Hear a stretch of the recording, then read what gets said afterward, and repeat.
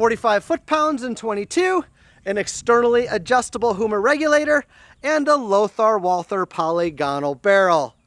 Coming up. AEAC is made possible by Air Venturi, Crossman Corporation, Diana Airguns, FX Airguns, Daystate, Air Arms, Sportsmatch Rings UK, H&N Sport, Aztec Optics, and Predator Pellets. And you guys know the best way to thank them.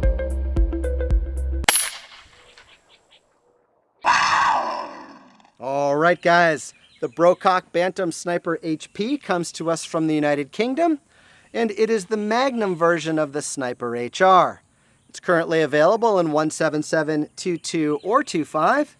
It measures a nice short 40 1/2 inches long. By itself, it weighs 8.4 pounds. As you see it here, to include a scope and rings, it weighs in at 10.2.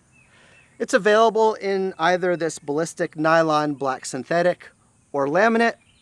It ships with a 10-shot rotary mag, a single shot tray, and a Foster extension. Here in the States, it comes with a 3-year warranty, and depending on the stock that you go with, you can pick one up from the crew at Airguns of Arizona for between $1,640 and $1,940. Now, the Sniper HP is regulated by Huma. So when you fill its 480cc carbon fiber bottle to its 250 bar max, you're gonna get about 70 good shots on that regulator before power falls off at around 160 bar. Now that power comes in at a big ol' 45 foot-pounds of energy, which it accomplishes by pushing a 25.39 grain pellet to an average of 897 feet per second across those 70, with that round retaining an impressive 40 foot-pounds of energy, 25 yards downrange.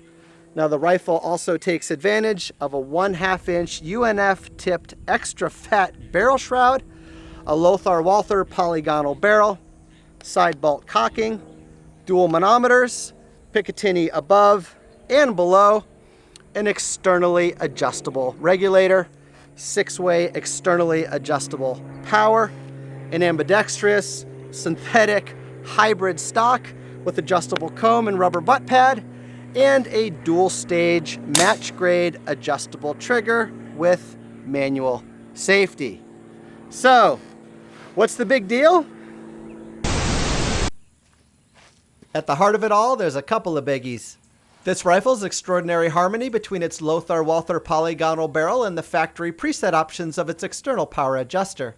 And the fact that by far this is the most docile 45 foot-pound 22 that I've ever had the pleasure of shooting. What do I mean by that? There's zero muzzle flip, and the shot cycle is so insanely smooth, it's completely free of any kind of jump whatsoever, translating into a high-power rifle that's incredibly easy to shoot consistently well, and one that'll give you a gigantic level of versatility as is. Now, the interesting thing is, this one seems to fall off the reg at around 155, 160 bar. When it got to there, I would start getting a little whistle when I would shoot the gun. And at first, it sounded exactly like a ricochet. So I'd shoot and I'd hit this little like, bing! And I'm like, holy crap, did that like ricochet off? But no, that was the regulator kind of winding down. So a little funny thing I thought I'd share with you. Don't go through 5 or 6 shots racking your brain as to where these pellets are going, because I don't know, something about the sound signature. It sounded exactly like a ricochet. But that Huma regulator, and if you don't know, Daystate and Brocock have partnered with Huma on these guns. And so it's really up the performance, and we'll get into that. It's really something else, all right? But you've got a nice gauge there by Huma to know where you're at. But that Huma regulator is externally adjustable. There's a little port right here behind the Foster fill, and on the outside of the gun you also have, this is an external power adjuster. It is a 6-way with a detent. I'll shut up for a second and maybe you guys can hear it. So I'll start with 6 and work down to 1. Well, I skipped 1, so there's 1. Yeah, 6. So I think that that's a transfer port adjuster. I noticed that it didn't matter if I was on power level 6 or 4. I took long shot strings of both of those, and my shots on the regulator wound up being exactly the same. And that's with 2 different pellets. So it's not one of those deals that increases your efficiency, but it definitely gives you a crazy amount of control and brings a actually it brings the highest, I'm going to make a claim, it brings the highest level of functionality as far as the gun getting along with a lot of different ammo that you're going to want to own and shoot with this gun than anything I've ever set my hands on to date. And that's because of the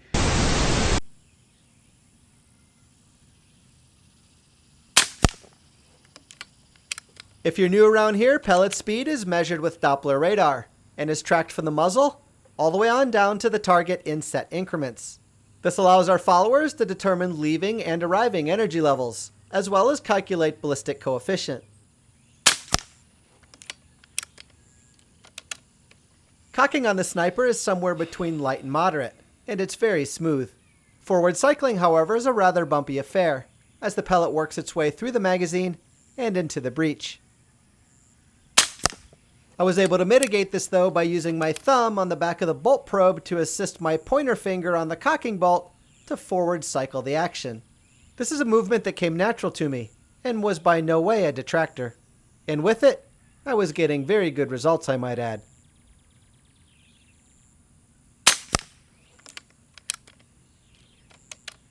On the fly, the sniper feels short, well balanced, narrow, and loads up and cycles plenty slick.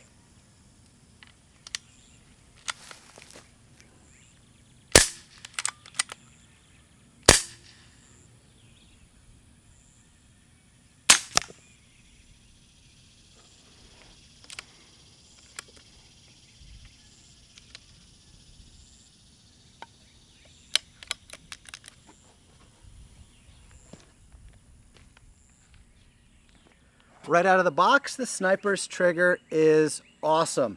The first stage take-up is smooth and light. The second stage stop is well defined, and with just a little bit more pressure, it's gonna break like glass.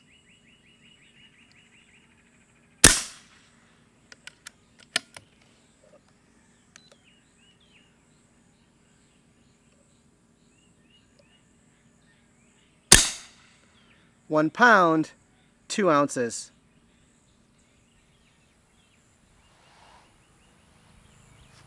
Power level 4 drops these JSB 18s firmly into the 35 foot-pound category, reducing your cost of ammo, quieting the gun down, yet still retaining a high level of power. It's also worth noting that Lothar Walther's polygonal barrel doesn't hold gunk. What that means to you is a barrel that's not easy to foul, and when it does, significantly reduced cleaning. The cleaner soak patches you see here represent approximately 340 multi-pellet shots, enough to turn a regular barrel's insides to black and silver goo. If you want to partake in my discovery, approach, and pellet culling leading up to the making of each and every one of these videos, you can follow AEAC on Instagram for day-to-day pictures and tech notes. Keyword search, Hooked on Air. In post-review, I always circle back to Facebook with a giant photo pack and final thoughts. And to the 14,586 of you who do follow me there, thank you. I notice, and so do our industry partners.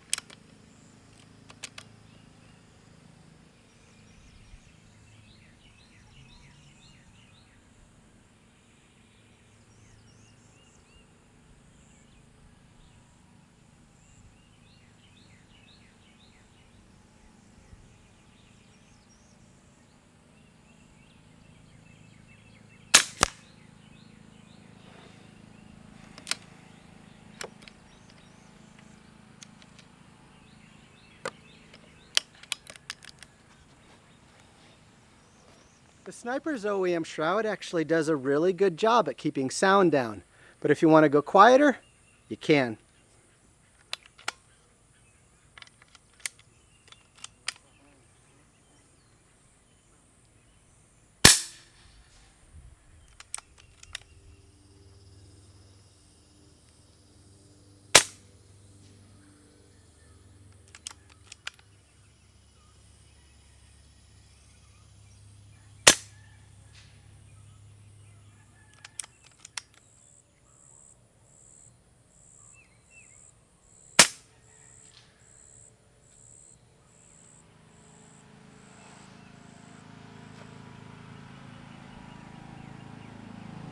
Power level 2 conveniently dials back these 11.75 grain lead-free GTOs into the 23 foot-pound category.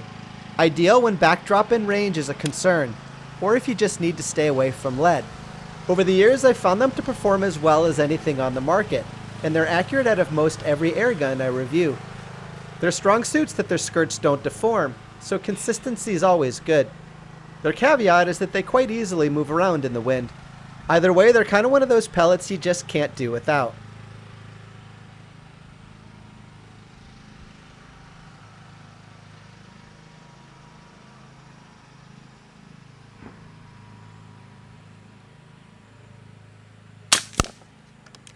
And as you can see, they lose steam quite quickly, but retain enough to get the job done.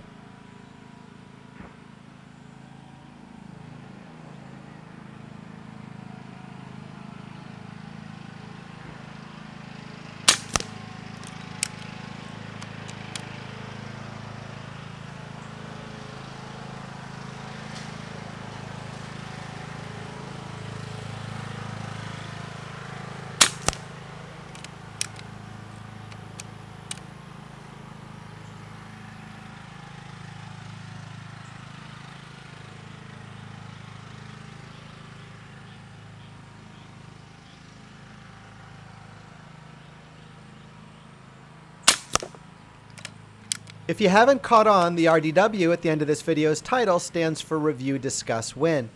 The industry likes to hold these monthly airgun giveaways over at the Airgun Nation Forum, and they're always kicked off here with me getting to review the product. So thanks to Airguns of Arizona, one of y'all is going to win the actual Sniper HP used in the making of this video, along with the Aztec Emerald scope and Sports Match scope rings you see here. A phone scope scope cam and a JSB sampler pack will also go to the winner, as will the 0dB moderator. It's a simple lottery-based sweepstakes where literally all you gotta do is go over to the Airgun Nation Forum, become a member, and pick a number. It's truly that easy, and the odds of winning are quite good. And we do it every month, so don't miss out.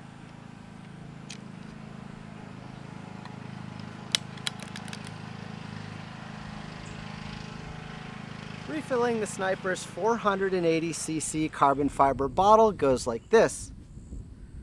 Remove the dust cover, connect your Foster Quick Connect, and fill to no more than 250 bar.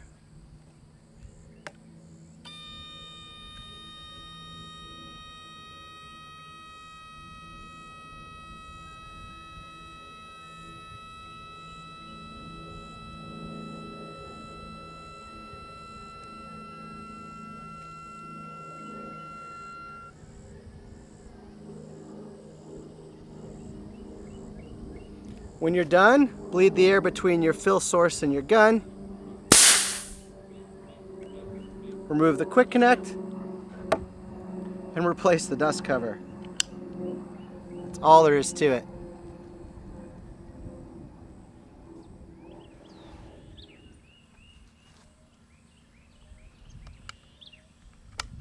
I read all your comments, you know.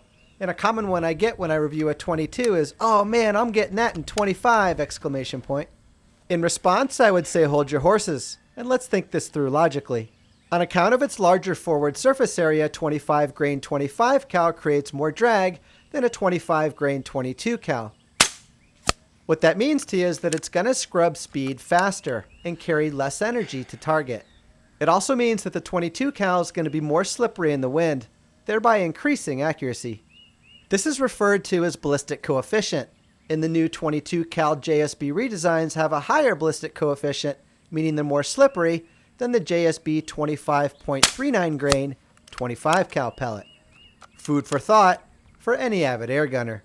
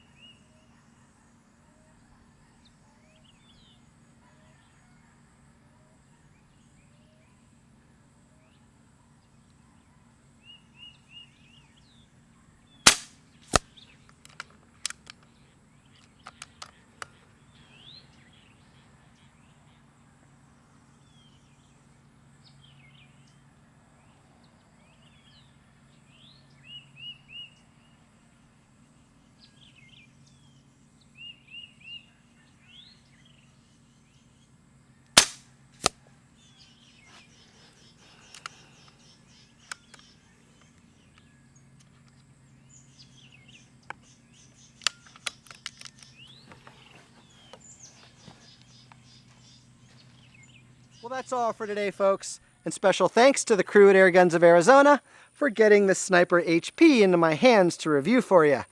You guys know the best way to thank them for that one. Now, from here, you'll want to head on over to the Airgun Nation Forum so that you can participate in the discussion and the giveaway on the Sniper HP. I'll leave you links on how to get there in the description down below.